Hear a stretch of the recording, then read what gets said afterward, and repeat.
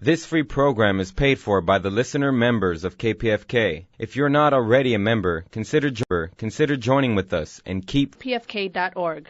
We're your host, Selena Alvarez. I'm Melissa Chiprin.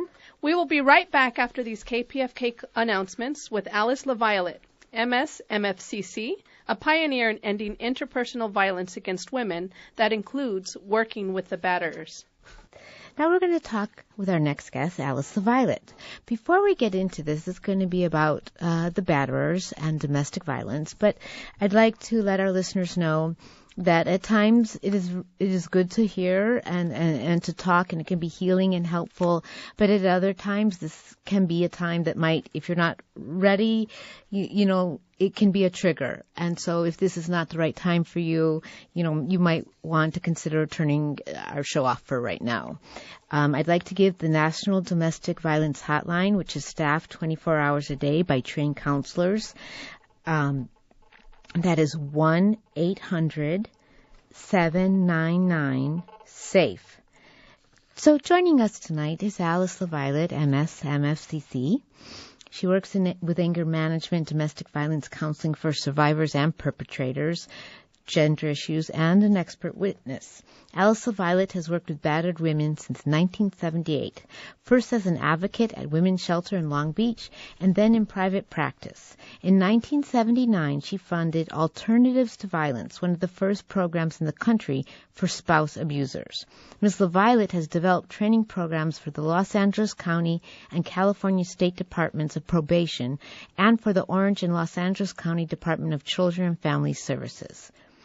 She has published articles, and she has written a great book. One of Sage Publications' best-selling books is called It Could Happen to Anyone, Why Battered Women Stay. Welcome, Alyce. Hi, how are you? I'm doing good. How are you this evening? Thank you for joining us. I know you're in the middle of group, and you stepped out so that you can come join us on Feminist Magazine. Actually, my group wanted to join us, too. That would actually be a good conversation. What did your group think when you told them, you know, because you're working with the batterers? They said that they could help me on this this phone call, that they could be my consultants on the call. But actually, I think a couple of them would be who have really done some changing, that it would be good to hear from some of those men. Well, let's talk first about that because, you know, right away, I mean, first and foremost, victim safety must be the standard for all batter intervention programs, and the primary concern would be for their safety. That's correct? Yeah, and in fact, I think any time that you're doing work with intimate partner violence, that you're looking at seeing not just the person. I'm sorry, Alyce, can you speak up just a bit? Yeah, sure. Can you hear me better now? Great. That not only are you looking at the person in the room with you who's in your group, but you're also really looking at the family and the community as your clients as well. Now, originally, when you took this position, you know, because you'd been working with, you know, survivors it's been 30 years now? Yes. Right. And so originally when you took this position, you were not really too interested. You've seen the horrible after effects from working with survivors. So what happened? What made you decide to work? And also, how have things evolved since you have been working with the batterers? Well, I'd been working at the shelter for about 6 months, and I was a graduate student and a single mother with 2 children. I needed a paid position, and there was no paid position besides this one. And so I took it with the idea of doing the program design, but not really doing the program itself. But when you work for a shelter and you design a program, you do it also. And so I started working with the men, and I was pretty naive about it, although one of the things I did that I think is very important to do, and I think sometimes we lose that, is we don't talk to the people who are most affected by what's going on. I went to the women in the shelter, and I asked them what I needed to know about working with their partners.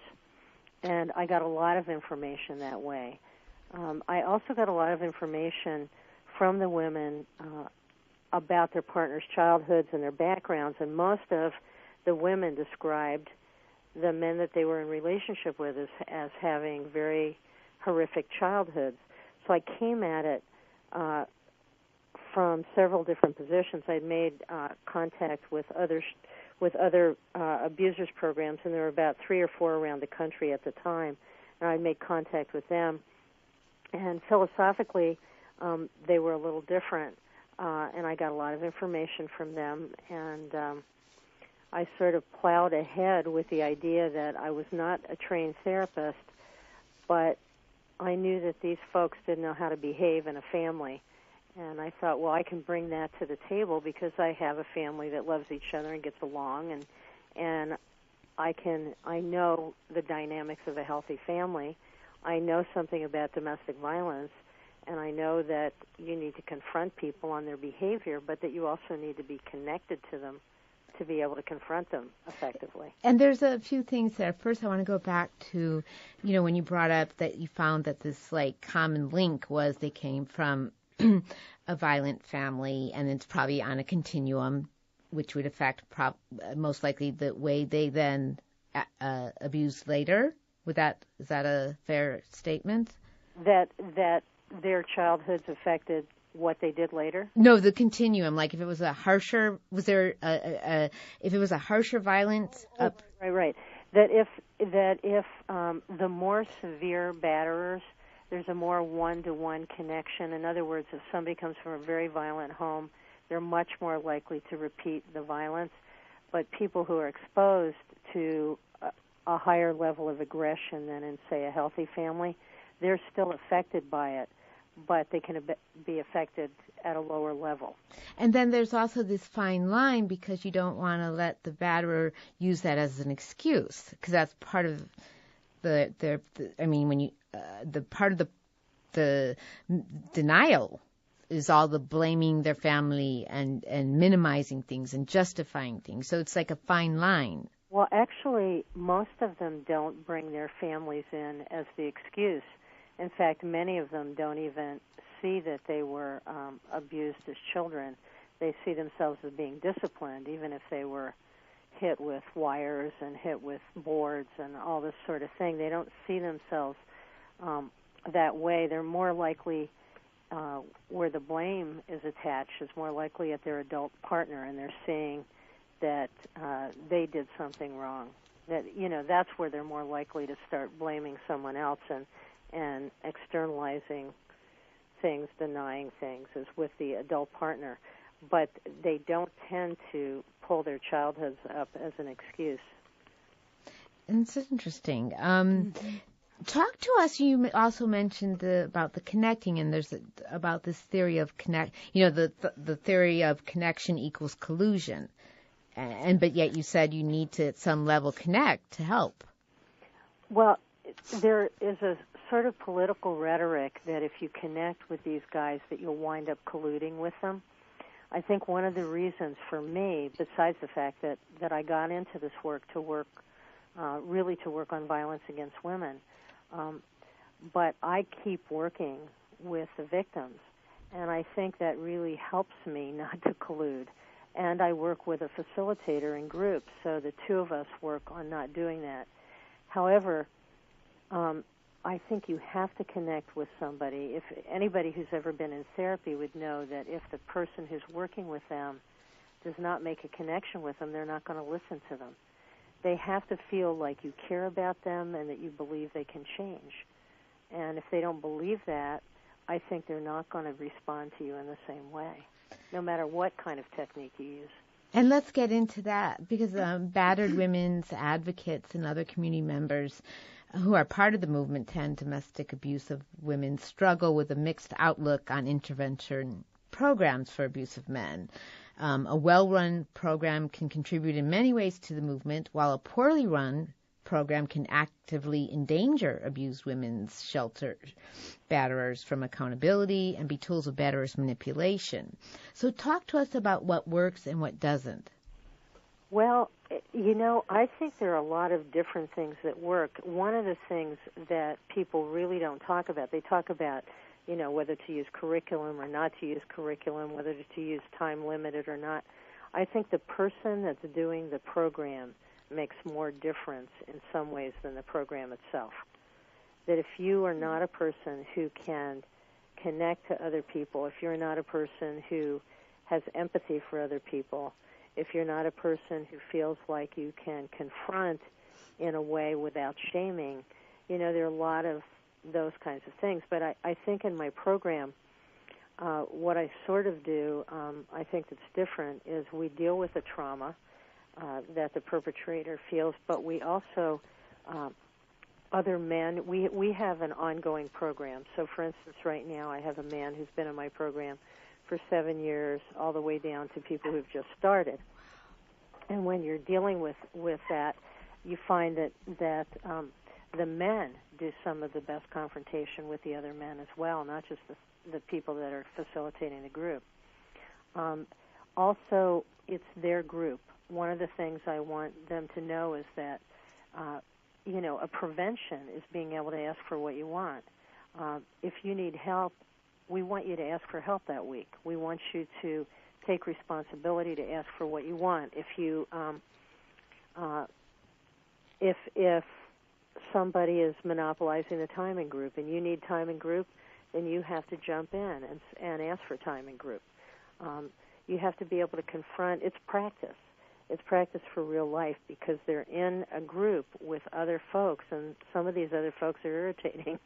So how do I confront one of the other guys in group, and how do I think about what I'm going to say so this other guy doesn't get mad at me, and how do I time it right? It's all things that they have to learn about to use when they're dealing with their partners. We also do a lot of work on empathy.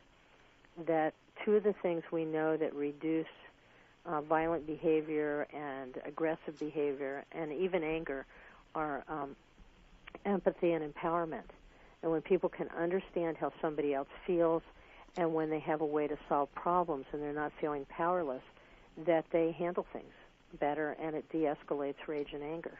Well, and as going back to what you said, it has a lot to do with the facilitator. You actually created a bill for how people should be trained. Can you tell us about that? I'm sorry, I didn't hear you. When you originally started, you said a lot of the differences is not necessarily the program, but who the facilitators are, how they implement the work. And so you yourself, though, have actually had created a bill for how the people who work with the batterers, how they should be trained. Yeah, actually, we created a bill that is part of the penal code. That there's a penal code that deals with domestic violence perpetrators, and an addendum or an amendment to that penal code is how facilitators who do the work have to be trained. And what happened was a coalition of probation officers, shelter workers, and perpetrators groups came up with what they thought should be part of a basic training. And I worked with Senator Alan Lowenthal to put that into legislation. And so we have a 40-hour training that's required for anybody, whether they're licensed or not, so that what we found was that people oftentimes who are licensed feel like they ought to be able to do this work even though they haven't had training in it. And we were concerned about protecting the rights of grassroots facilitators, but also about everybody having training.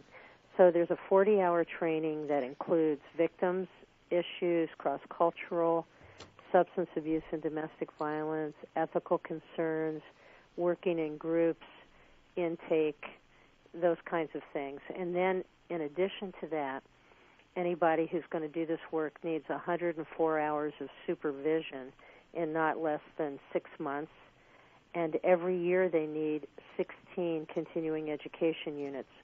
And we wanted to do that so people would continue with their training, and so people would be supervised also by what was considered a seasoned facilitator, and that was somebody who had a minimum of 3 years of experience doing group.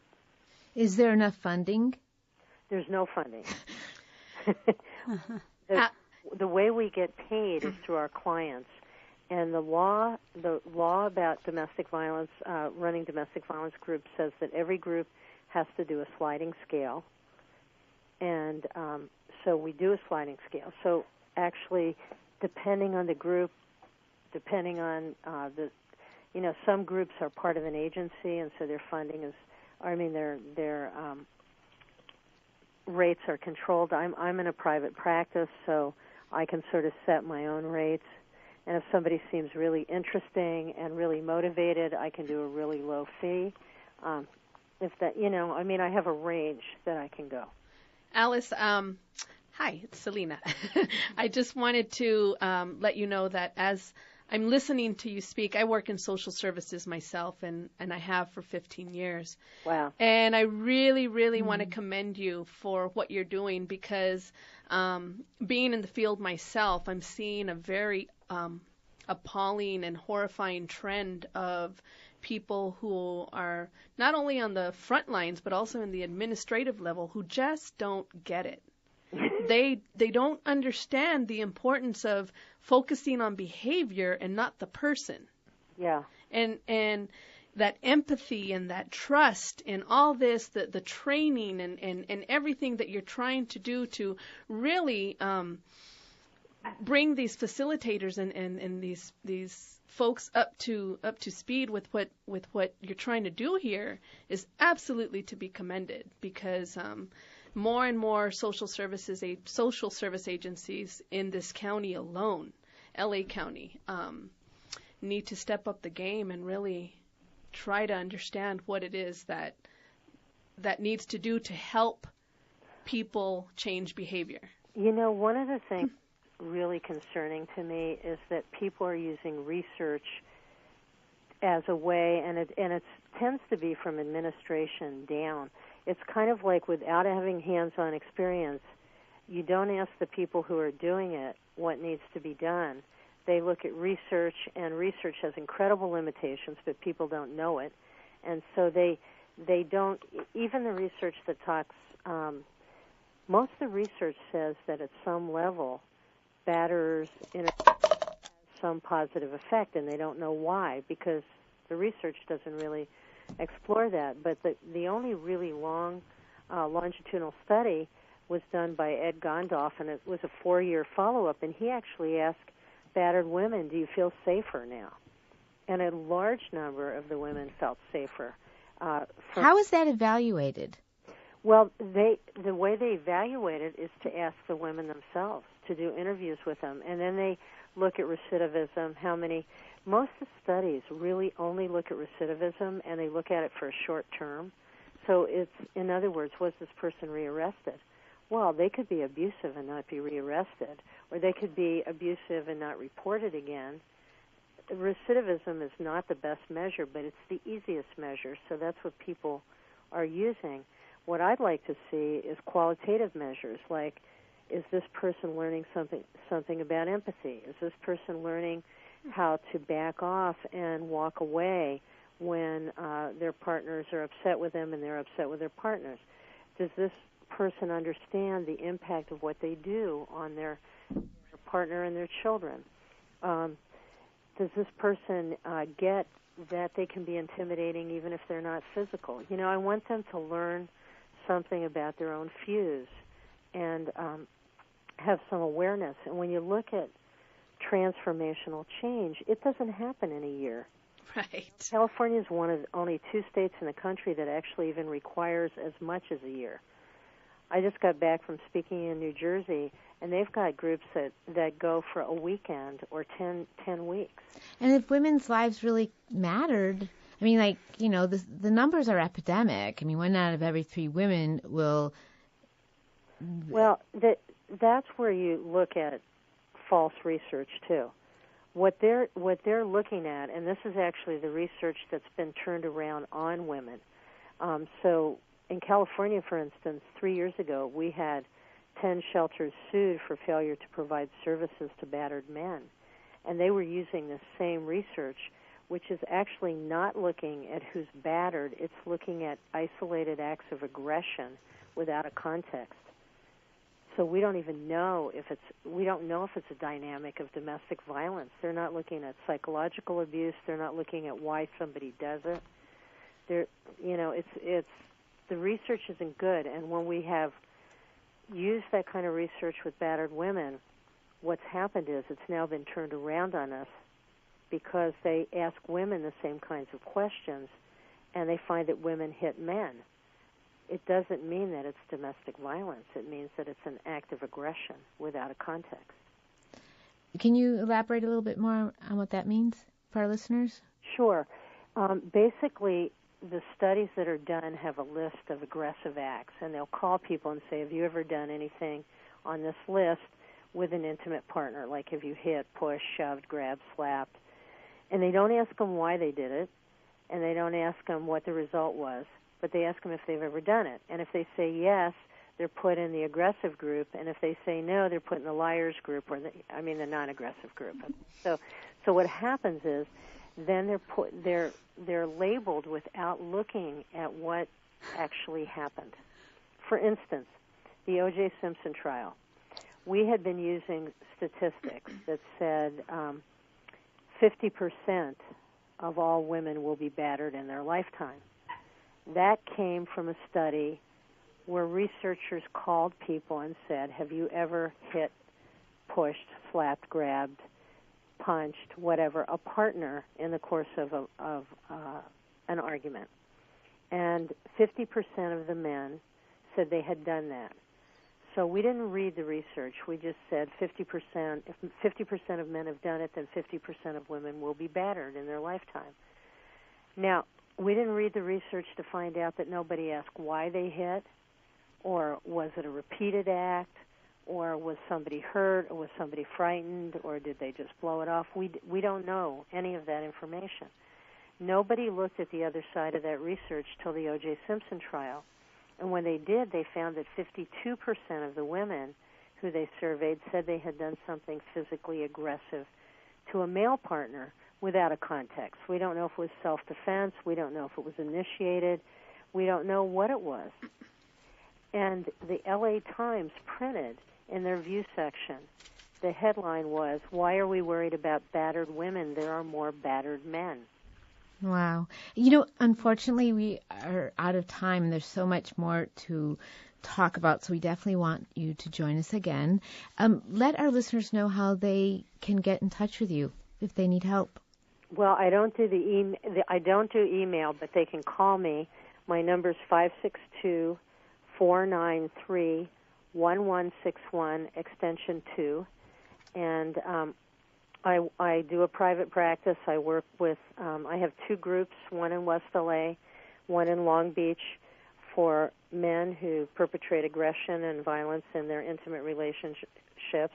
And then I have individual work with battered women. And I also do expert witness for the court and training in public speaking. So. Thank you so much, Alyce LaViolette, for joining us tonight. Oh, you're very welcome.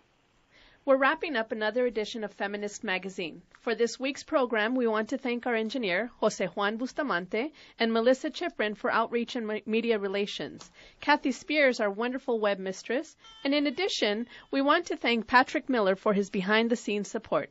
Tonight's music was by Miria Makiba, Mama Africa. Feminist Magazine is produced by a collective of volunteers. If you'd like to get involved or send us comments about the show, email us at feministmagazine@yahoo.com or contact us via the station at kpfk.org. Feminist Magazine is archived and available as a download or podcast. Go to the audio archives at kpfk.org, click on shows, and scroll down